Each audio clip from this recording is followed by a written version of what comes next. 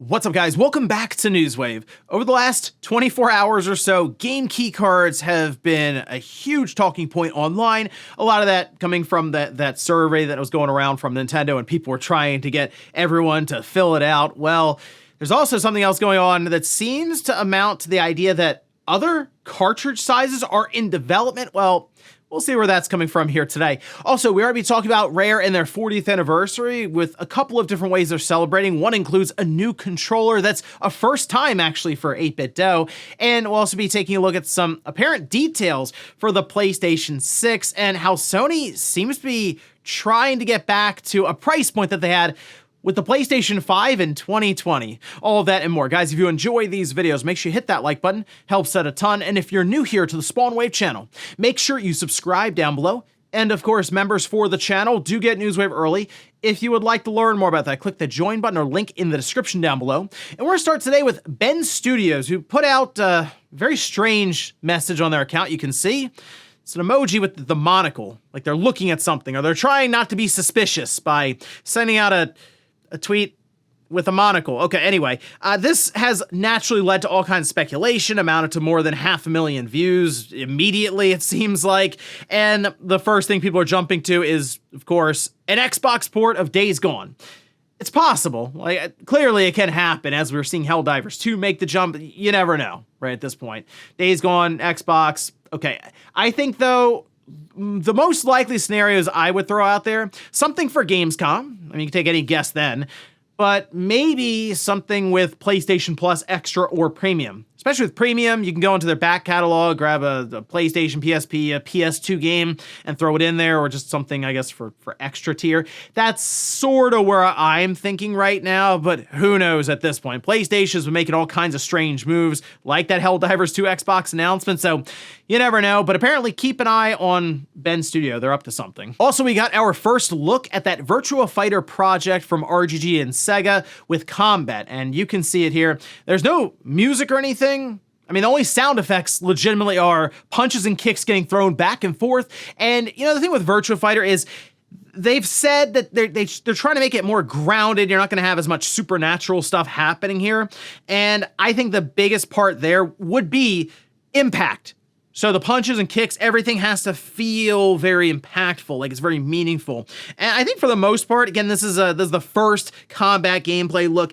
I think it's getting there. All right, this is a training stage, so we have to see more stages, backgrounds, stuff like that. I will say though, I like the end strike where it does the zoom in. It kind of reminded me a little bit of the Mortal Kombat X-rays. There's a focus in on, in this case, character's face, getting hit so hard that blood and their tooth is flying out. So I'm not a big fighting game person. I'm not a big Virtua Fighter person. So if you are, let me know down in the comments how you felt about that first look at combat. It's about a minute long, so you know, enough to really show what they were aiming for here, at least with the combat and just overall tone of the game. Oh, and we know that Pokemon and Lego are going to have some sort of collaboration in 2026, and you can see over on the site, they didn't update for it, and people were discussing it again, because I guess Pokemon has been with Mega Bloks, and I have seen them in stores, and they're pretty small figures, but over on the website, it seems pretty clear we're gonna get something Pikachu related, go figure. I mean, it would make sense. It says electrify your imagination in 2026. Get ready to build something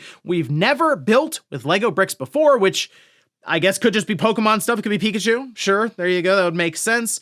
I'm curious about the pricing on this one. I know that the Pokemon community spends quite a bit of money on just Pokemon, whether it's the TCG, the merchandise, the games, but Legos, when they get a bit out there, can get into the hundreds of dollars range. So I'm kind of curious to see how far they go with, say, a statue or something of Pikachu and how much creativity they have around that, but I guess we'll find out next year. And guys, with some of the quick news out of the way, let's get into the bigger stuff. Let's start right away with the Nintendo Switch 2 game key cards that it seems like no one, for the most part, online likes to see. Like when a game gets announced and then you see the white border at the bottom of the key, there's a collective groan that's let out on places like X and Facebook and YouTube. Well, now there's a bit of hope going around because you can see this. Here's a headline from Go Nintendo where they say rumor Switch 2 game card manufacturer may have hinted at expanded storage size options. The game key to fixing our problems. That's clever. Now, from here, they link to a couple of different places. One is this report from YouAnalyze says Macronix reported lower than expected second quarter EPS dragged down by foreign exchange losses and weak NOR prices. Inventory reduction will remain the focus in the second half of the year. Seems pretty straightforward. Basically, they have to, of course, do their reporting on how exactly they're doing in the marketplace. Hasn't looked great for Macronix recently, all right? So they're down just about across the board. And we do have a thread that was posted over on social media from Nintendo Patents Watch, which was the follow-up here from Go Nintendo, and where I think a lot of this is kicked off from and has started this conversation around the idea of Macronix coming in and maybe saving the day. They say some new info regarding Switch 2 game card emerged from the latest quarterly financial results, that being from April to June, which, yes, that would encompass the Switch 2 launch, and you assume working to provide cartridges. Well, here's the thing. They say that ROM, I think is how you pronounce it, became the primary ROM supplier for Nintendo Switch 2 game card. Macronix, they did a lot of supplying for Nintendo Switch 1 game cards. They didn't ship any for Nintendo Switch 2. There were a couple of videos where I did teardowns of the Switch 1 cartridges, and Macronix was in most of them, right? So now they're not doing any, which becomes a problem for their bottom line. Now, they go on to say that from April to June, ROM's consumer segment sales grew actually quite a bit in Japan, and it confirms what we saw from the Nintendo Switch 2 game card teardown. ROM R2ORG is the ROM chip supplier. That was a good teardown. I wonder who did that. There's a nice little image there of Mario Kart World with the R2RG chip right below it. Anyway, the same quarter, Macronix not only didn't see a boost of ROM sales, but a decline of 2% quarter over quarter and 4% year over year. So YouAnalyze, which is the report that we just cited, reports that Macronix expects to supply ROM for Switch 2 in H2, but the timing depends on the client demand. Okay. So here's the quote. Macronix disclosed that going forward, it will manufacture game cards using either in-house MLC NAND or procured 3D NAND according to varying capacity needs. From here, Nintendo Patents Watch sort of goes on to speculate that Macronix having to procure 3D NAND would be kind of strange for them because they have 3D NAND, but is it not maybe fast enough or have the right requirements for Nintendo when it comes to these Switch 2 cartridges, specifically those 64 gigabyte cartridges, right? And while MLC NAND should be cheaper, be slower though, and that's kind of the question, right? Can you get away with that and maybe be the answer for game key cards? Well, I will say that, so here they say varying capacity. All right, they don't technically say Switch 2. That's the biggest thing. They say clients for the MLC or 3D NAND, and naturally, because they were so tied to Nintendo with the Switch 1, you start to put two and two together. You go, okay, depending on client demands, as in, does Nintendo even need these things right now from Macronix? Because they seem mostly right now with ROM rolling with them, and the problem then becomes you still just deal with a 64 gigabyte cartridge, which, as we've seen across the board just about from third parties, doesn't really align with the margins that they have for these games, especially if it really is, say, $15 per cartridge just from the cost angle. Many indies are not going to be using that because if they're going to try to sell, say, a $30 or $40 physical game, you can do the math yourself for how much that $15 cost just from the cartridge takes up. The other part of this is Macronix has not had a good quarter here, as is being reported. So when you start to speak to the marketplace and investors and stuff, you at least try to be like, oh, we have a path forward here. We're going to, say, develop these cartridges or develop these different sizes for cartridges with MLC or that's cheaper, 3D NAND. We'll find those. And then we'll be back on track because Nintendo will pick us back up. We'll have them as a client and we'll be good to go for the next 7 or 8 years with the Switch 2 because it worked so well with them for the Switch 1. But again, that comes down to client demand, and that then comes back to the third parties, and if they would even use that. Because to me, the game key card most likely will always be the cheapest option. Even if there's a 32 gigabyte cartridge out there, the game key card's probably cheaper. It's really going to come down to, is that difference in cost worth what's really forming online right now? And we have to see if it ends up forming in the mainstream, which is a stigma that's attached to these game key cards. I mean, there's been a lot of pushback to them to the point where that survey that we had been discussing really over the last 24 to 48 hours, Nintendo's already pulled it. It's down. So it could have been a quick survey that they were just pushing out there. Maybe they're looking for a certain number of responses and they got them and that's it.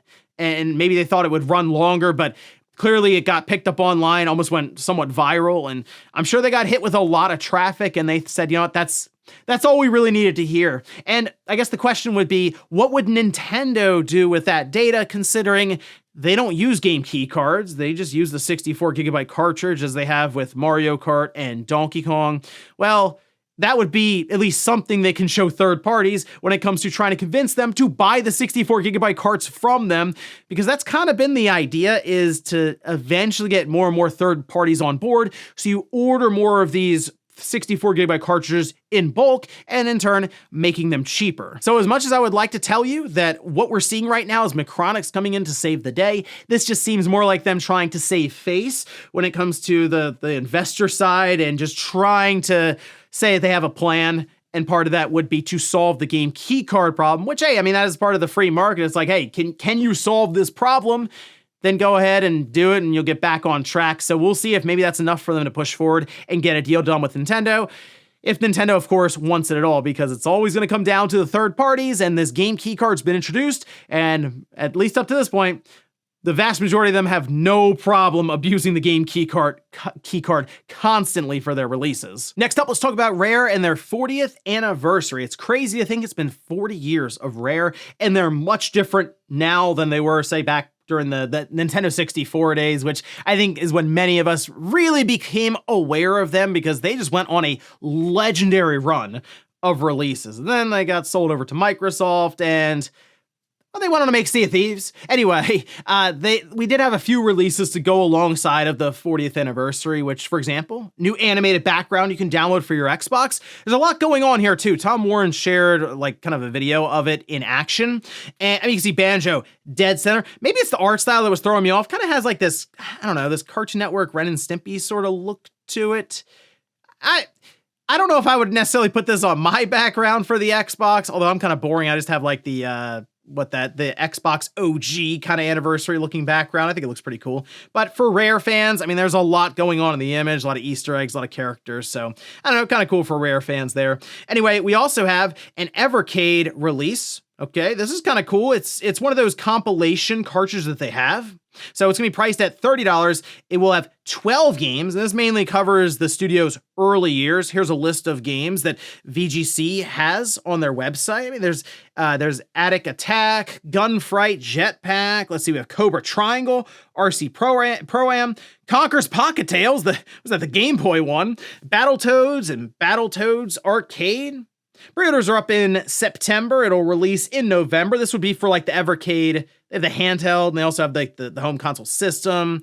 So you'll have to at least have one of those to play. That's at least a fun, nostalgic release there. And the other part is kind of interesting for 8BitDo, because while, as you can see, it is a Rare themed controller, nice and blue there, it is their first 2.4 gigahertz wireless Xbox controller, as in you won't need to have it wired or plugged in there with some sort of adapter or something to make it work. No, it just syncs up natively to the Xbox. It is also weird that it's been this long since we've like to get this, but it's finally here. So that's kind of cool. It's just been something that the Xbox had to deal with for quite some time with these different third-party controllers. So interesting that 8BitDo, I guess, got it figured out with Microsoft here. They do say it has Hall effect sticks with the Xbox-style impulse triggers, golden metal tactile D-pad, pro-level back buttons, and the ability to switch between 3 profiles on the fly. A seamlessly integrated charging dock. So the charging dock they had in the video, that does come with the controller, which is pretty cool. And you can also tweak some of the features through that 8BitDo Ultimate Software X. The anniversary controller did go up for pre-order on like Amazon and on 8BitDo's website for $90. Again, it comes with that charging dock, but it was sold out pretty quick. Like, I think it's already gone. So, I mean, it's, again, Rare anniversary. It's the first 2.4 gigahertz third-party controller for Xbox through 8BitDo. So there's a lot of interesting details there. And again, the anniversary collector's mindset will play into it. But still, if it goes back up for order, you just want to keep an eye on the Amazon page. I think specifically is probably where I'd like bookmark and just check back with, or keep an eye out, I'm sure, with 8BitDo, as most likely they'll put out messages as restocks happen. And in our last bit of news, let's talk about the PlayStation 6, as we are getting closer and closer to when you would expect to hear information about this thing, since well, we're almost 5 years into the PlayStation 5, and let's say it's going to go 7 or 8 years. We're getting to that point. I know it sounds weird to people because everyone keeps saying, oh, when's the PlayStation 5 generation going to start? Well, we're already about to start talking about the PS6. Anyway, there are some details that are getting out there. This is from Moore's Law is Dead, and I tend to pay a bit more attention to him when it comes to Sony stuff because he has had run-ins in the past to where Sony has struck down his video because he puts some slides up from the back end with developers, and Sony didn't like that. So they pulled the whole video down. In this case, though, he's kind of transposing the information over, typing up, putting up in his own slide. So I guess it might be a little more difficult for Sony to strike that because it's not necessarily a direct one-to-one slide that maybe they have in terms of information for the back end. Anyway, you can see his slide here, and I also have linked down below in his video as he did a lot of speculation on this as well, reading from some of this. And to break this down, specifically, the big thing here would be that it would have backwards compatibility, go figure, for PS5 and PS4, but there's no mention of the PS3. Incredibly unfortunate, if you ask me. I still think Sony needs to figure that out. They do, but maybe that's, again, they have an emulator that gets built at some point. It just seems weird to me that they are so almost uninterested, it feels like, in PlayStation 3 outside of just streaming it. Manufacturing's plan, he says, for mid-2027, likely fall 2027 or early 2028 release date. That's one that I would look at as very, very tentative because this information, according to Moore's Law is Dead, is from 2023.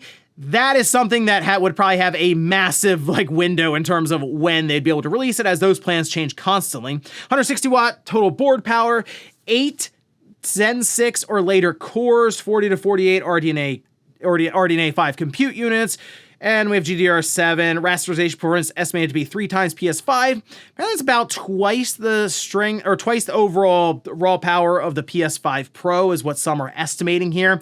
But all right, so ray tracing uplift expected to be higher. To me, looking at this, all right, Mark Cerny's already said flopflation is a thing. The idea of just more and more brute force compute power for these systems is just becoming unrealistic, and they have to somewhat pivot. I think a lot of that comes down to what they're doing currently through just different forms of image reconstruction, AI upscaling, and that's the core pillar that they're saying with RDNA development with them and AMD, and with their Project Amethyst seems to be more about AI upscaling than anything else. All right, so they've already talked about FSR5, kind of making elements of that merge together with PSSR for a new update next year with the PS5 Pro. And I think that's the big thing currently, the development around the PS5 Pro is going to work its way into the PS6 to where it's more about the upscaling than even the teraflops or the hardware that goes into it. Not that it won't be a more powerful system, just looking at the CPU itself should make it much more capable. But I think they'll also look into ray tracing being a big focus because I know a lot of people groan again when they hear about ray tracing. That's just because we know what kind of performance hit that we get when you turn it on. I think if it was one-to-one all the same, whether you have it on or off, most people just leave it on by default, and games could even develop around ray tracing specifically as a core component if it wasn't so expensive for them to use in their games. So I think they're definitely going to be looking more into that. And after all of this, the interesting thing that's really caught on and been a big discussion or a big talking point here in discussion is the idea with Moore's Law is Dead kind of talking about this maybe being a $500 system when it releases. That would shock me at this point. I would think that this system comes out at $600 with no disk drive, and I don't know what happens with the PS5 Pro because that's not going to be more expensive than the PS6. Either it gets a price cut or it just gets discontinued. They move on from it. That's very possible. So that's kind of where I am right now, is a $600 PlayStation 6, no disk drive, that being an additional $80 to $100. So then you can look at it as a $700 system, all in with the disk drive supporting physical media. But yeah, here we are, people. The PS6 already making headlines almost 5 years into the PlayStation 5 generation that people are still wondering when it's going to start. And before we go to the comments of the day, we'll take a look at the poll that I posted up yesterday, where I ask, of these, which rare gaming franchises is your favorite? Okay, Banjo just was number one immediately. You know, I probably should have...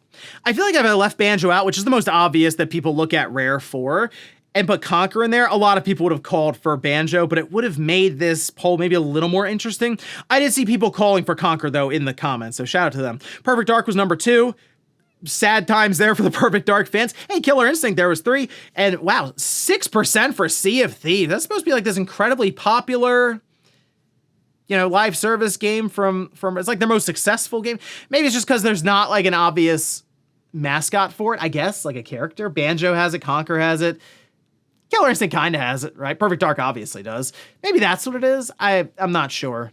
But yeah, for me, obviously Banjo. That's one of the reasons we've been calling for Microsoft to do something with the franchise. And maybe they will now, because we're even hearing Toys for Bob go, hey, we'll do it. We'll make a new Banjo game. And it's like, yes. Why hasn't Microsoft tried to contract or do something with Toys for Bob for a new Banjo game? It just makes a ton of sense. Unless they've been doing it this whole time or we're about to get a swerve in a year or two. And we'll finish up with the comment of the day as you're seeing here. This is from Super Luigi, who says, it is so strange to finally have a price advantage for buying tech as it comes out than waiting for the sale. Price drops are not inevitable anymore. Yeah, I guess that's a positive way you can look at it. If you have your Switch or Switch OLED or Lite, and you've just kept it this whole time, technically it's more valuable now than it was when you bought it years and years ago. But this has just been kind of a common trend now across the industry. And it's not even just game consoles. It's all kinds of enthusiast tech. You know where I noticed it, and I'm sure many other people did too, the video card market. And look, a lot of that was influenced by mining with crypto and video cards being snapped up by people who are just making these massive farms in different data centers to mine cryptocurrency. But even if you look at it, it's so strange to look at a 3080 and be like, wow, why is that still $400 online? That's generations old. Back in the day, I'm telling you, when the video cards come out, I've been looking into buying video cards for so long now that I just remember when video cards would drop like a rock in value when it was 2 generations back. I think it was like 30 or 40 bucks. It was so easy to attain them. Now we're a couple generations back and it's hundreds and hundreds of dollars. You go look for a 4080, it's like $800 some odd $800, $900. Like, wow, what is going on with the video card market? It's just not what it used to be, but now we're seeing the consoles kind of in a similar state. Haven't seen a price drop on any of them. We've only really seen prices go up, even if they're 7 or 8 years old. And ladies and gentlemen, that's going to do it here for Newswave. If you enjoyed this video, guys, hit that like button. If not, hit the dislike. Leave comments down below about everything we talked about here today. If you missed yesterday's Newswave, I'll leave it up here in a card. Or maybe you want to check out the latest episode of the Spawncast, where we went over the Nintendo Direct and some of that Sony handheld. I'll leave it right below it. Thanks, guys, for watching, and I'll see you next time.